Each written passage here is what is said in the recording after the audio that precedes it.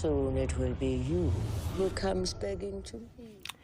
Assalamualaikum warahmatullahi wabarakatuh. Halo, apa kabar guys? Kembali lagi sama aku di channel Maudi Official.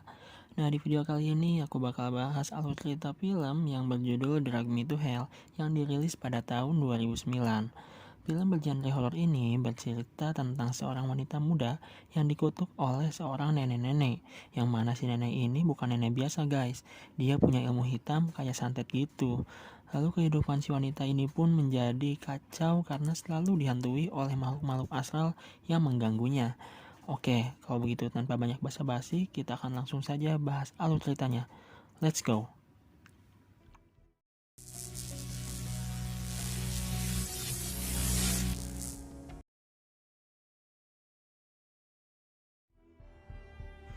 Cerita diawali pada tahun 1969 di Pasadena, California, di mana sebuah keluarga terlihat tergesa-gesa mendatangi rumah seorang perempuan yang kita ketahui bernama Miss Sound Sandena, atau kita panggil saja Miss Sound. Keluarga ini meminta Miss Sound untuk menolong anak mereka yang beberapa hari terakhir sering mendengar suara-suara aneh yang semakin harinya semakin kuat, dan si anak merasa akan ada sesuatu yang mendatanginya. Lalu si Misaun ini bertanya apa yang telah dilakukan oleh anak ini. Awalnya ayah dari si anak ini berbohong dengan mengatakan tidak ada. Tapi karena Misaun tahu ada yang disembunyikan keluarga ini, maka Misaun memaksa keluarga ini untuk mengatakan yang sebenarnya. Akhirnya ibu dari si anak berkata bahwa si anak telah mencuri sebuah kalung perak dari gerbong kereta Gypsy. Waduh, berani benar nih bocah. Lalu si bocah pun dibawa masuk oleh Miss Sound ke rumahnya. Dan Miss Sound segera melakukan ritual dengan baca mantra buat ngusir makhluk yang menghantui si bocah.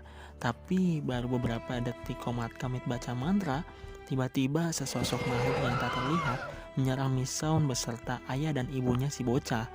Lalu si bocah pun didorong oleh makhluk astral ini hingga terjatuh ke lantai, dan seketika muncul retakan-retakan berlahar api kayak api neraka gitu, dan ada tiba-tiba sesosok tangan yang menarik tubuh si bocah yang muncul dari retakan hingga si bocah pun benar-benar masuk ke dalam retakan lantai tersebut. Lalu si Miss Sound hanya bisa terdiam molohok melihat si bocah yang teriak-teriak minta tolong dan menghilang sepenuhnya. Lalu cerita beralih dan memperlihatkan seorang wanita muda nan cantik bernama Christine Brown yang diperankan oleh Alison Lohman. Dia adalah seorang kasir bank yang bekerja di bagian simpanan pinjam, yang mana ia sangat ingin menempati posisi kosong untuk asisten manajer di kantornya. Sayangnya ia tidak sendirian, ada seorang rekannya juga yang mengincar posisi yang sama, dan bos Christine terlihat lebih condong kepada saingannya tersebut karena dia dianggap lebih bisa mengambil keputusan-keputusan sulit dalam hal pemberian kredit kepada nasabah. Dan Christine juga ingin membuktikan bahwa dia juga bisa bersikap tegas, yang dalam hal ini berarti tega untuk menolak permohonan pinjaman dari nasabah. Lalu ada seorang nenek tua berpenampilan aneh dan kumuh yang menghampiri meja kerjanya Christine. Dia bernama Nyonya Sylvia Ganus yang diperankan oleh Lorna Raver. Si nenek memohon agar diberi kemudahan untuk memperpanjang pinjamannya karena pihak bank sudah akan menyita rumah tempat tinggalnya kalau dia tidak bisa melunasi pinjamannya hari itu juga. Sebenarnya Christine bisa saja mengabulkan permohonannya tersebut, tapi demi menunjukkan kemampuannya untuk bertindak tegas, ia menolak permohonan si nenek. Tapi si nenek tidak menyerah begitu saja. Dia bahkan sampai rela berlutut dan menciumi rok Christine agar ia diberi kesempatan untuk pinjaman. Bukan rasa iba yang muncul, tapi Christine malah ketakutan. Christine berteriak memanggil satpam dan mendorong si nenek agar menjauh. Si nenek pun menjadi sangat tersinggung karena dia menganggap Christine sudah mempermalukan dirinya. Padahal dia memang sengaja berlutut untuk memohon belas kasihan dari Christine. Dia kemudian menyerang Christine sampai satpam pun harus menyeretnya keluar. Christine menjadi sangat bingung dan ketakutan karena peristiwa yang baru saja terjadi. Tapi hal itu terbayar karena ternyata manajernya kagum dengan apa yang telah diperbuat oleh Christine, dan dia pun dinyatakan sebagai kandidat kuat untuk mengisi posisi asisten manajer. Untuk itu, Christine diserahi tugas penting yang harus dikerjakannya di rumah agar bisa dipresentasikan bosnya di keesokan harinya. Lalu ketika Christine berjalan menuju area parkir, dia melihat mobil si nenek parkir tepat di depan mobilnya.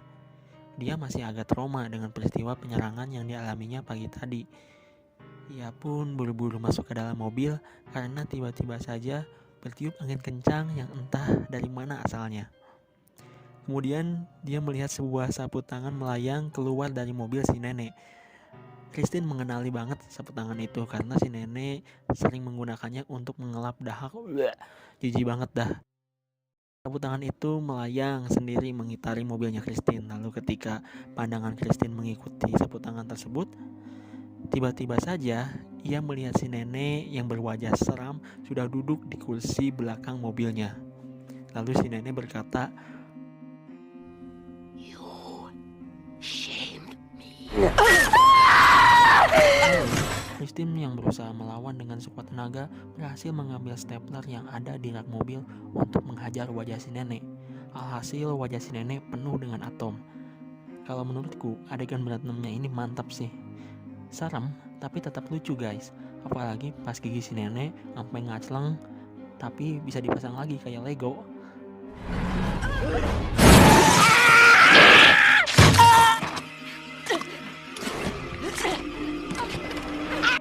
Lalu si Christine pun berhasil menendang si nenek keluar dari mobilnya. Tapi si nenek itu sangat kuat, walau sudah dihajar, dia tetap berhasil masuk lagi dan menyeret si Christine hingga keluar dari mobilnya.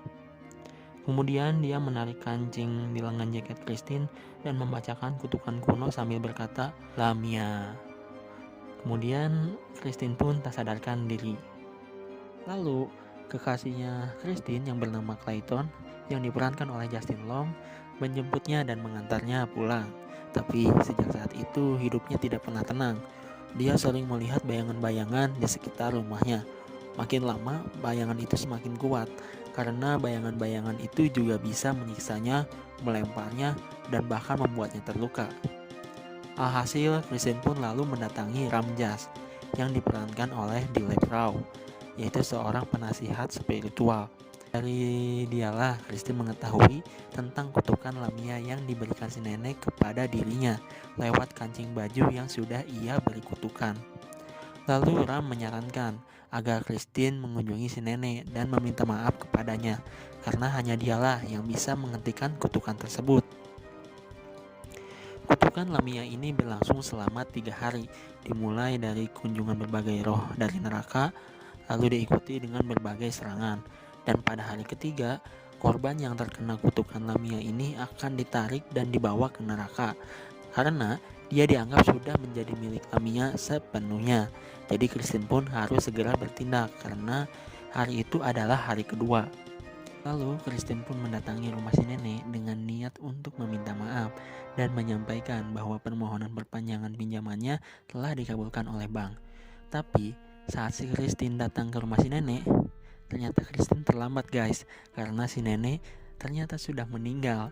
Di tempat itu pun ia melihat berbagai keanehan, karena tiba-tiba saja mata si nenek tiba-tiba terbuka dan melotot marah kepadanya.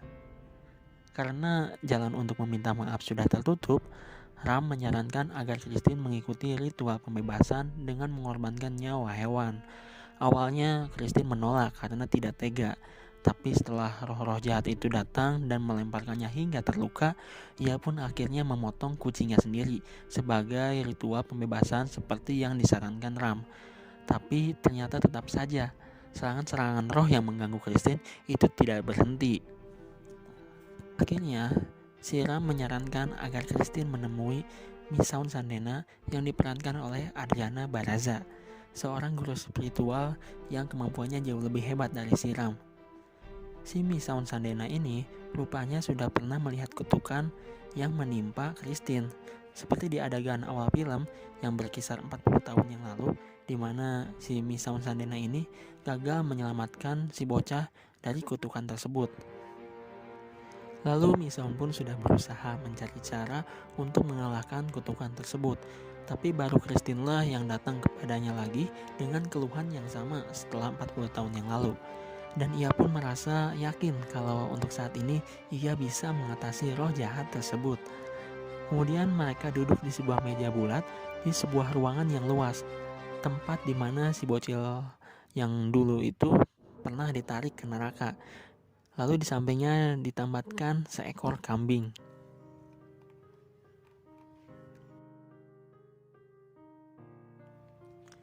Proses ritualnya cukup sederhana guys, karena mereka akan memanggil roh Lamia agar memasuki tubuh Misaon Sandena. Dan ketika roh itu sudah masuk ke tubuh Misaon Sandena, Christine harus mencari cara agar bisa meletakkan tangan Misaon yang sedang dirasuki ke kepala kambing. Dengan demikian, roh Lamia tersebut akan berpindah ke kambing tersebut. Kalau roh itu sudah keluar dari tubuhnya, barulah Misaon bisa mengusirnya. Dan apabila ada masalah yang di luar dugaan, Misaon sudah mempersiapkan seorang pelayannya dengan sebilah parang. Dia disuruh untuk memotong leher kambing tersebut hingga tewas. Dengan demikian roh Lamia tersebut juga akan lenyap. Tapi ketika proses itu berlangsung, terjadi kesalahan kecil, yang mana Christine memang berhasil meletakkan tangan Misaon yang sedang kerasukan ke kepala kambing, sehingga roh Lamia pun pindah. Tapi pelayan Misaon gagal memenggal kepala kambing tersebut. Tebasan parangnya malah nyasar ke rantai yang mengikat kambing tersebut.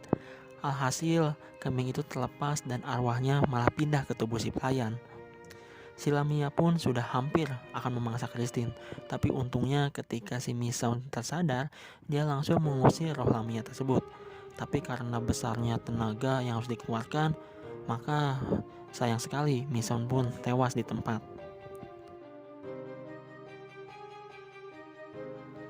Akhirnya Sira memberitahukan kepada Christine bahwa masih ada satu jalan keluar yang tersisa untuk mengatasi kutukan tersebut.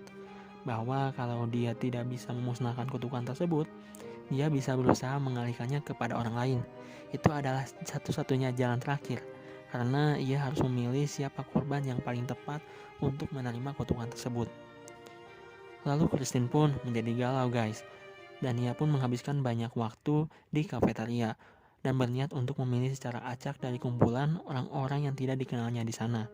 Tapi tetap saja Christine tidak bisa melakukan hal tersebut karena dia terlalu kasihan. Tiba-tiba dia mendapat ide bahwa mungkin saja kutukan ini bisa dikembalikan kepada si nenek yang sudah meninggal. Lalu Ram pun mengatakan kalau hal itu mungkin saja bisa, asalkan Christine melakukannya dengan cara yang benar, yaitu dia harus memberikan kancing yang sudah dikutuk ke tangan jenazah Nyonya Ganus atau si nenek. Baru kutukan Lamia itu akan berpindah kepadanya. Christine pun tanpa berpikir panjang langsung mendatangi dan membongkar kuburan si nenek.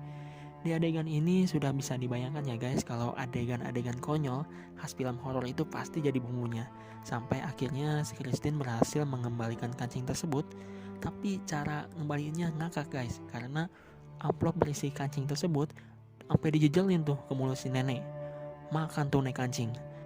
Christine pun kembali dengan hati puas karena merasa kutukan Lamianya itu telah pergi darinya. Tapi cerita belum selesai guys, karena ada kejutan di akhir filmnya. Ternyata amplop yang berisi kancing yang dijejalkan ke mulut si nenek itu adalah amplop yang salah. Jadi Clayton yang sedang menunggu Christine di stasiun kereta api memberikan sebuah amplop kepada Christine. Dan pada saat Christine membuka amplop tersebut, ternyata isinya adalah kancing yang dikutuk oleh si nenek. Oh my god, ternyata yang dijejalkan ke mulut si nenek itu adalah koin koleksi milik si Clayton. Christine yang mengetahui hal tersebut langsung ketakutan dan tanpa sadar berjalan mundur lalu jatuh ke jalur kereta api. Dan tiba-tiba saja kereta api tersebut menguak dan nampak tangan-tangan yang menjulur untuk menarik tubuh si Christine. Di belahan rel itu tampak api neraka yang sangat membara dan menyedot Christine masuk ke dalamnya. Setelah itu kereta api tersebut kembali merapat dan tidak meninggalkan bekas sedikit pun. Clayton yang melihat kejadian tersebut di depan matanya hanya bisa terdiam melohok, mungkin kaget ya. Dan cerita pun selesai. Oke guys, itu dia alur cerita dari film Drag Me to Hell. tonton langsung filmnya agar kalian tidak terlewat adegan-adegan menarik yang disuguhkan di film ini. Cukup sekian untuk video kali ini. Apabila kalian suka dengan video ini, jangan lupa klik like, komen, serta subscribe channel ini agar admin semakin semangat dalam membuat video. Sampai jumpa di next video. Bye-bye.